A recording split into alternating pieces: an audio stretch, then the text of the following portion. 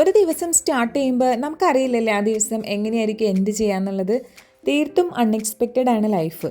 പക്ഷേ നമ്മൾ പ്ലാൻ ചെയ്യേണ്ടത് വളരെ അത്യാവശ്യമാണ്. ചീരവിത്ത് പാകിയത് പിന്നെ ഞാൻ രാവിലെ തന്നെ എഴുന്നേറ്റ് പോകുന്നത് അതിൻ്റെ വളർച്ച നോക്കാൻ വേണ്ടിയിട്ടാട്ടോ.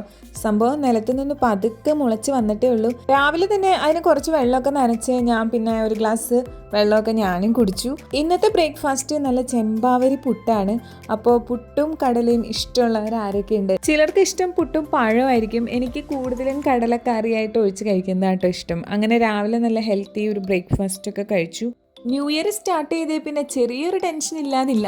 വേറൊന്നുമല്ല, ലാസ്റ്റ് ഇയർ നമുക്ക് നടത്താൻ പറ്റാതിരുന്ന കാര്യങ്ങളും ഇപ്രാവശ്യം നമ്മൾ അച്ചീവ് ചെയ്യണമെന്ന് വിചാരിക്കുന്ന കാര്യങ്ങളും അങ്ങനെ മൊത്തത്തിൽ രാവിലെ മോർണിംഗ് എഴുന്നേൽക്കുമ്പോൾ തന്നെ തലക്കോടൊന്ന് പാസ് ചെയ്യും. നമ്മൾ എത്രയൊക്കെ ചിന്തിച്ചാലും മുകളിലിരിക്കുന്ന ഒരാളുണ്ടല്ലോ, ആളുടെ പ്ലാനിങ്ങും വളരെ ഇമ്പോർട്ടൻ്റ് ആണ്. ആൾ പ്ലാൻ ചെയ്യുന്നതനുസരിച്ചാണ് എല്ലാം നടക്കുള്ളൂ. അങ്ങനെയൊക്കെ ആണെങ്കിലും ഒരു പ്ലാനിങ്ങും ഇല്ലാതെ ലൈഫ് പോകുന്നതിനെക്കാട്ടിലും കുറച്ച് പ്ലാൻഡോ അറേഞ്ച്ഡോ ഒക്കെ ആയിട്ട് പോകുന്നതാണ് അതിൻ്റെ ഒരു ഭംഗി എന്നാണ് എനിക്ക് തോന്നിയിട്ടുള്ളത്.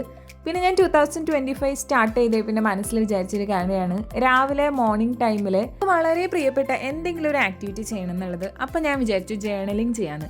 ജേർണലിങ് എനിക്ക് ഭയങ്കര ഇഷ്ടമാണ്. പണ്ടൊക്കെ ഞാൻ ഡയറി എഴുതുമായിരുന്നു, രാവിലെ അല്ല ഉറങ്ങാൻ നേരത്ത്. പക്ഷേ രാവിലെ നമ്മുടെ മൈൻഡിനെ ഒന്ന് ഫ്രഷ് ആക്കി ഒന്ന് പ്ലസൻ്റ് ആക്കി വെക്കാൻ ഇഷ്ടപ്പെട്ട ഒരു കാര്യം ചെയ്യുന്നത് നല്ലതായിരിക്കും, ചെറിയ ഒരു കുറച്ച് ടൈം കൊടുത്തിട്ട്. അപ്പം ഞാൻ വിചാരിച്ചു ജേർണലിങ് ചെയ്യാമെന്ന്. ജേർണലിങ് ഞാൻ ഫസ്റ്റ് ടൈമാണ് ചെയ്യുന്നത്. കാര്യം എന്തെങ്കിലുമൊക്കെ കുത്തി വരച്ചൊക്കെ ഇടാറുണ്ടെങ്കിലും ഇങ്ങനെ ഒരു പേജിൽ കറക്റ്റായിട്ടൊക്കെ ചെയ്യുന്നത് ഫസ്റ്റ് ടൈമാണ്. അപ്പോൾ അതിൻ്റെ പോരായ്മകളൊക്കെ ഉണ്ടാവും. എന്നാലും എനിക്ക് മനസ്സിന് സന്തോഷം തരുന്ന കാര്യമാണ് ഇതൊക്കെ. തുടക്കമല്ലേ, അപ്പം ഞാൻ വിചാരിച്ചു ഫസ്റ്റ് പേജിൽ തന്നെ വെൽക്കം 2025 എന്ന് എഴുതാമെന്ന്. എനിക്ക് ഭയങ്കര ഭംഗിയിൽ എഴുതാനൊന്നും അറിയത്തില്ല, എന്നെ കൊണ്ട് പറ്റുന്ന രീതിയിലൊക്കെ ഞാൻ തട്ടിക്കൂട്ടി വെച്ചിട്ടുണ്ട്. അപ്പോൾ ഇതൊക്കെ കഴിഞ്ഞപ്പോൾ എൻ്റെ മനസ്സ് കുറച്ചൊന്ന് കൂളായി.